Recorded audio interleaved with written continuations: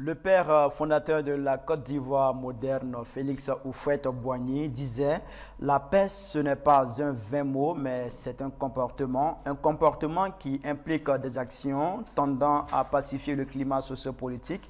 Et c'est dans cette dynamique que s'inscrit le mouvement des élèves et étudiants pour la promotion de la paix en Côte d'Ivoire. En abrégé, ça donne MEPSI, depuis janvier 2021. Date de sa création. Son président, Fundagui Yacouba Soro, est notre invité.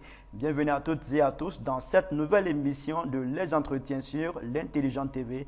Bienvenue à vous, Président. Merci beaucoup. Merci d'avoir accepté notre invitation. C'est moi qui vous Alors, le MEPSI, le mouvement des élèves et étudiants pour la promotion de la paix en Côte d'Ivoire, qu'est-ce que c'est? Vous pouvez nous présenter ce mouvement? Merci beaucoup, chers confrères, pour déjà l'invitation qui nous honore. Et on profite de l'antenne aussi pour dire merci à vos différents collaborateurs, et en commençant par le premier responsable qui nous donne l'opportunité aujourd'hui de venir parler de notre structure. Merci beaucoup. Comme vous l'avez dit, je suis Fundagui Soro Yacouba, étudiant en Master 1, 2 droit privé de recherche à l'Université Périforogon de Korogo, et par ailleurs président de d'autres structures, mais la structure qui nous donne accès ici, c'est le MEPCI, Mouvement des élèves et étudiants pour la promotion de la paix en Côte d'Ivoire.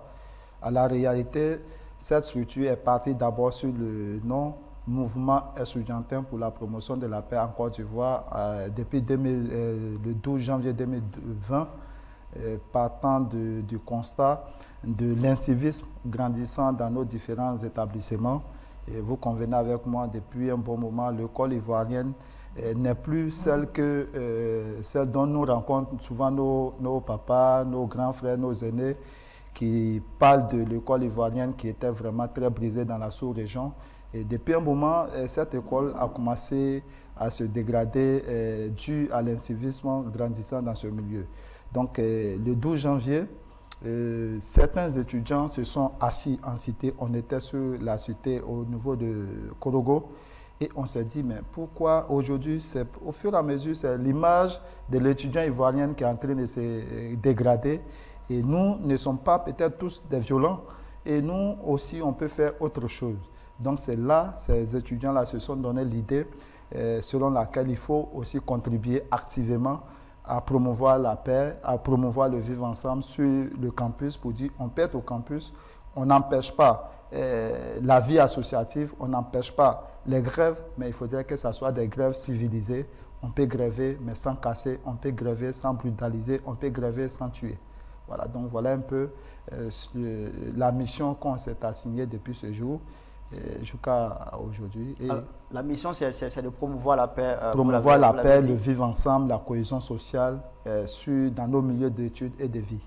Alors, en quoi est-ce que vous, étudiants et les élèves, sont bien placés pour promouvoir la paix, le vivre ensemble, la fraternité, la cohésion sociale, quand on sait que généralement ou souvent, ces élèves, ces étudiants sont responsables, sont coupables d'actes de violence qui mettent en mal la stabilité, la quiétude dans leur environnement, notamment avec le phénomène des congés anticipés. Tout à fait. Effectivement, pour cela, ça devient encore plus intéressant, d'autant plus que on dit que ce sont les jeunes qui sèment le désordre. Si ces mêmes jeunes ont pris conscience et qui reviennent pour dire que il y a certains, peut-être parmi nous, qui sont peut-être violents, mais il y a d'autres aussi qui ne sont pas violents. Donc voilà comment est-ce que notre mission devient encore plus importante, dans la mesure où depuis qu'on a commencé, vous pouvez même le constater, dans la région du Grand Nord, ces violences-là se font de plus en plus rares.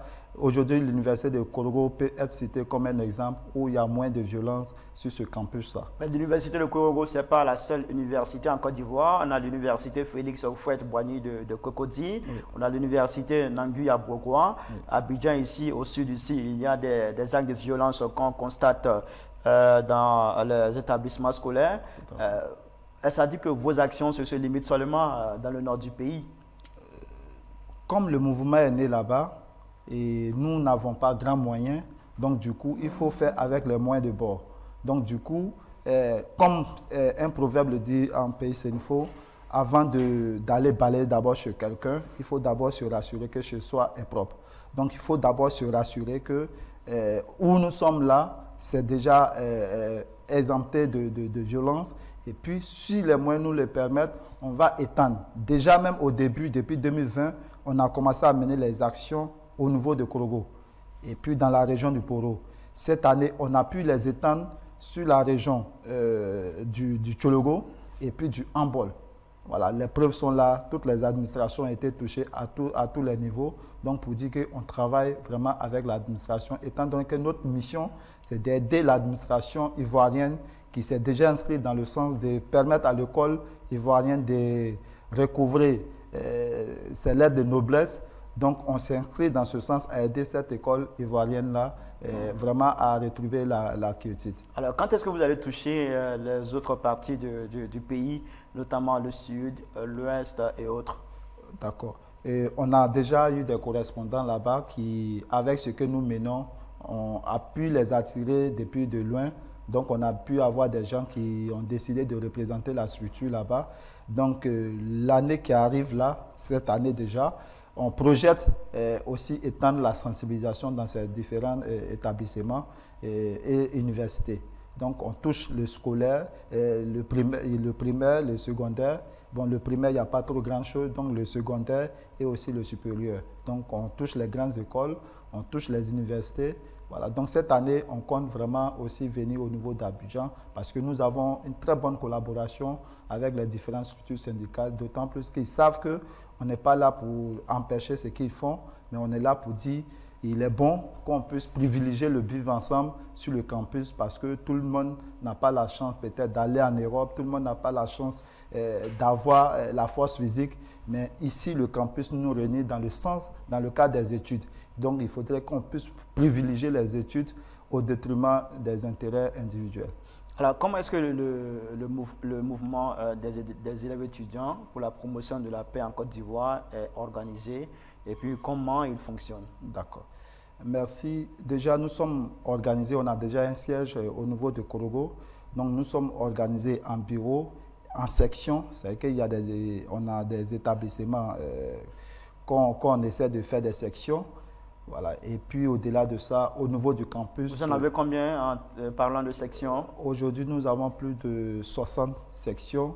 Voilà. Qui se limite au nord du pays ou... Non, Abidjan, on a déjà une représentation au niveau d'Abidjan. Voilà, donc c'est tout ça qui fait déjà, puisqu'on vient de naître, voilà, mais déjà ces 60 sections nous donnent plus de, en tout cas, 2000 adhérents déjà. Il y a plus de 2000 adhérents déjà qui ont déjà leur carte parce que ce n'est pas adhéré dans la bouche, mais ceux qui ont déjà leur carte. Mais si on va au-delà de ceux qui n'ont pas encore les cartes, on va en tout cas dans les 10 000 déjà intéressés. Donc, 2000 adhérents oui. De façon régulière, comme vous l'avez signifié. Oui. Alors, comment se fait l'adhésion au MEPSI pour ces étudiants ou ces élèves qui veulent contribuer à l'instauration de la paix? Comment ils font quand ils veulent adhérer à ce mouvement? D'accord. C'est simple parce que nous-mêmes déjà, c'est ce qu'on peut apporter à la construction du pays qui est déjà lancé dans le sens du développement, sur la voie du développement. Donc, on privilégie d'abord l'apport, l'engagement communautaire. Donc, vous verrez que l'adhésion, simplement, c'est 500 francs qui vous donne une fiche d'adhésion que vous allez remplir. Et puis, cette fiche d'adhésion va vous donner plus tard droit à une carte de membre qui justifie votre appartenance juridique à cette structure-là. Et puis, à la fiche d'adhésion, déjà, une fois que vous la remplissez, ça vous couvre déjà juridiquement pour dire certainement ce dernier, et c'est un ambassadeur de paix et il fait partie de cette structure. Alors, on va parler un peu de vos actions. Je l'ai dit à l'entame de cette émission, le mouvement a été créé en janvier 2021. Tout à fait. Et là, nous sommes en février 2023. Tout à fait. En termes d'action, qu'est-ce qui a été fait depuis 2021? D'accord, merci beaucoup. 2021, c'est déjà la date quand c'est revenu au mouvement des élèves et étudiants pour la promotion de la paix en Côte d'Ivoire. Mais depuis 2020, le mouvement existe sous le nom du mouvement étudiantin pour la promotion de la paix en Côte d'Ivoire. Donc depuis 2020, nous avons déjà commencé d'abord à mener des campagnes de sensibilisation.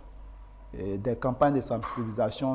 Cette année, nous étions à la 3e édition où on essaie de passer dans tous les établissements pour sensibiliser sur le vivre ensemble, la non-violence et surtout non au congé anticipé. Et on a fait 3 caravanes. Cette année, on a pris en compte la région du Tchologo et puis la région du Ambol, voilà, et puis comment on appelle, la Bagoué. Donc voilà ces régions qu'on a déjà touchées. Donc on fait aussi, au-delà de ces caravanes de sensibilisation, on s'est dit, pour un étudiant, pour quelqu'un qui se dit qu'il est ambassadeur de paix et qui n'est pas muni de toutes les armes qui peut lui permettre vraiment d'être un acteur de paix, il peut être constitué aussi quelque chose de danger. Donc on mise par là sur la formation. Donc on forme sur la prise de parole en public, la prise de parole devant les médias. On mise aussi sur la formation personnelle. Donc on forme d'abord les membres sur les questions de civisme, parce que c'est de là qu'est parti le mouvement. Donc le civisme, on forme, et c'est de là, si vous nous permettez, on salue de passage l'honorable qui est devenu vénérable, Boubacar Koné, qui est le directeur exécutif de REPSI, qui lutte aussi dans la promotion du civisme. Donc, quand nous avons pris attache avec cette structure, depuis 2020, elle a décidé de nous accompagner en formant nos militants, en formant les élèves, les étudiants sur les notions du vivre ensemble et puis aussi du civisme. Donc, voilà un peu ce que nous menons. L'entrepreneuriat, on forme dessus parce que pour que l'étudiant puisse se détourner de ses actions, il faudrait qu'il puisse avoir quelque chose qui l'occupe. D'accord, vous avez parlé de la caravane nationale de la paix que vous avez initiée du 14 novembre au 17 décembre 2022. En termes de bilan, qu'est-ce que vous pouvez nous dire? Le bilan est satisfaisant, d'autant plus que cette caravane nous a permis de briser déjà ces virus de violence qui se trouvent chez les élèves et étudiants. Donc, on a pu contenir ces étudiants-là dans le sens de les apaiser, dans le sens de se dire que notre propre intérêt, c'est d'aller en vacances ou en congé sans anticiper les cours. Donc, vraiment, ça a payé on peut se dire déjà merci parce qu'on n'a pas enregistré un cas de congé anticipé cette année. Donc, c'est déjà très bon et on se dit déjà satisfait et qu'on veut continuer dans ce sens parce qu'on ne sait jamais, le chemin de la paix est tellement périlleux. À tout moment, il faut revenir sur ces sensibilisations. Alors, et pour cette année 2023, qu'est-ce qui est prévu en termes d'action? Cette année 2023, vous voyez, chaque fois qu'on essaie d'innover, la première année en 2020, c'était juste une sensibilisation. En 2021, on a associé au-delà de la sensibilisation une conférence et puis un don en partenariat avec REPSI, don de mât. Vous savez déjà ce que ça symbolise, le drapeau. Donc déjà, il y a cela qui a été fait. Et cette année, quand nous avons fini aussi, on a pu constater dans certains établissements qu'il y avait des problèmes de points d'eau, alors que les élèves, quand ils mangent, quand ils vont aussi à l'EPS, souvent il faut se débarbouiller un peu. Donc on a pu, en collaboration avec Indigo Côte d'Ivoire, si vous me le permettez, construire un point d'eau pour des élèves de plus de 3000 élèves et personnels d'administration au niveau du collège moderne de Korogo. On a construit un point d'eau là-bas qui arrive vraiment à faire le bonheur de ces élèves-là. Donc pour dire, chaque année on essaie d'innover. On a fait la première réunion.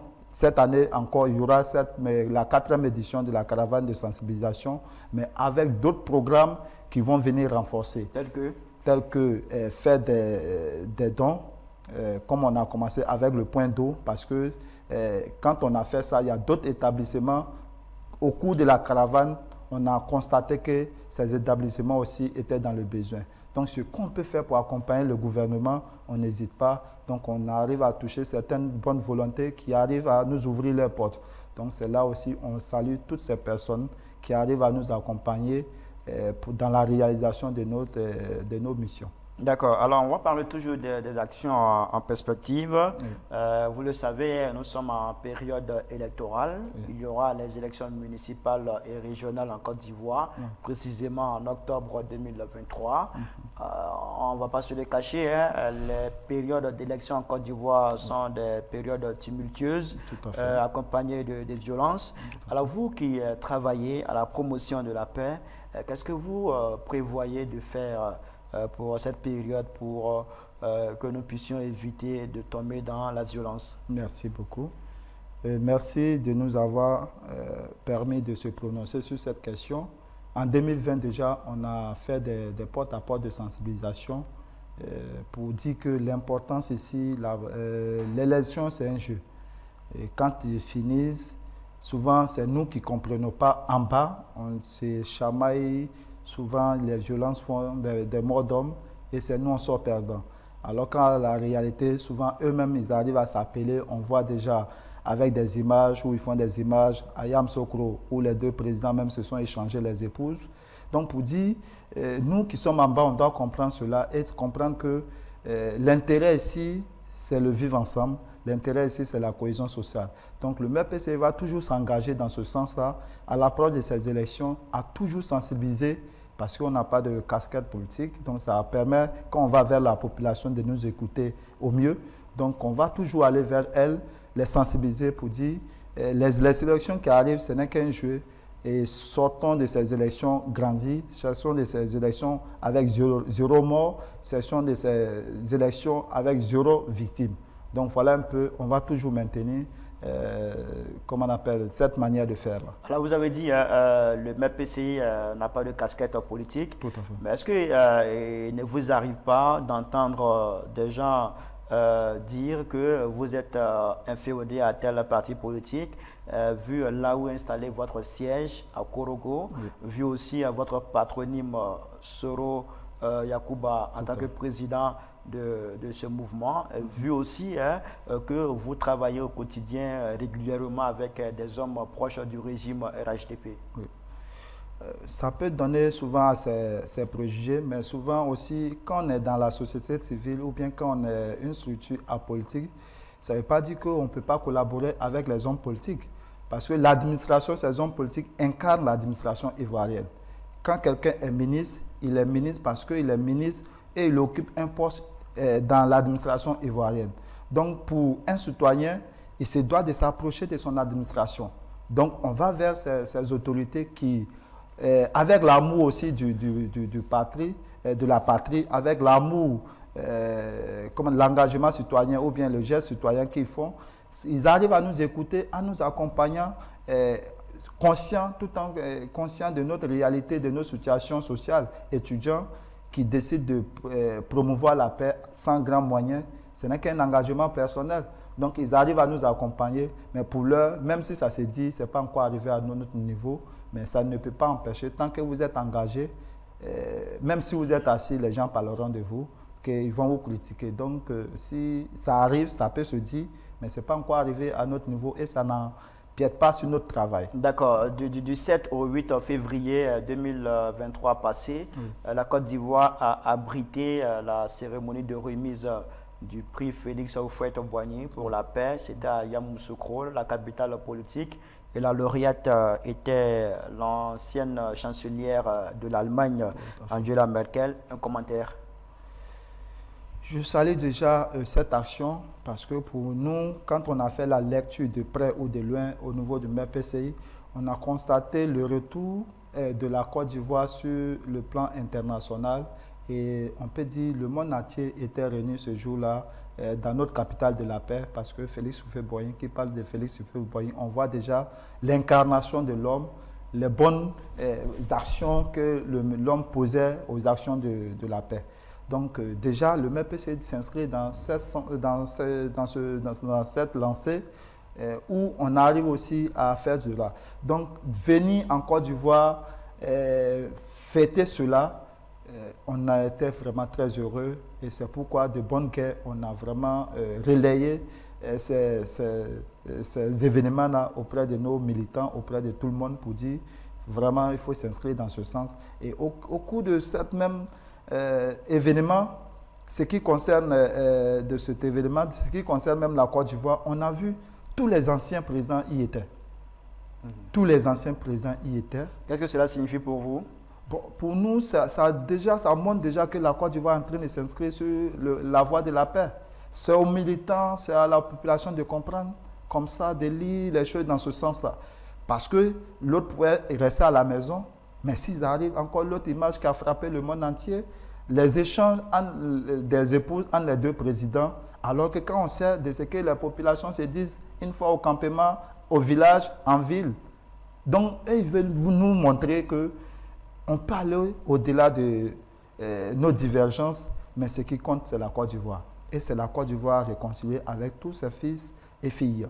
Donc, ce qui importe, c'est le vivre ensemble, c'est la cohésion sociale que prône le MEPCI. D'accord, c'est compris. Nous sommes à la fin de cette émission. Votre mot de la fin? Merci. Je tenais encore une fois de plus à vous réitérer nos remerciements de nous avoir donné cette opportunité de s'exprimer parce que là où nous sommes déjà dans le Grand Nord. Ce n'est pas facile d'avoir accès à ces médias, surtout au niveau d'Abidjan. Mais si aujourd'hui, vous essayez de nous tirer de l'ombre pour nous mettre à la lumière, on ne peut que vous dire merci. Et merci tout en souhaitant bon vent à votre canal. Merci. Et que vraiment ça puisse prospérer, et ça puisse aller au-delà de cela. Nos remerciements au fondateur de ce grand groupe et qu'on lui demande aussi du bon vent, du succès et que vive la paix, vive la cohésion sociale et le vivre ensemble en Côte d'Ivoire. Merci beaucoup à vous, Fundagi Yacouba Soro, président du mouvement des élèves et étudiants pour la promotion de la paix en Côte d'Ivoire, le MEPCI, créé depuis 2020. Voilà, cette structure est à sa 3e année d'existence. Merci d'être passé sur notre plateau pour nous permettre de découvrir en profondeur ce mouvement. Merci à toutes et à tous d'avoir suivi cette émission. Les entretiens sur l'Intelligent TV. À très bientôt pour une autre édition. Au revoir.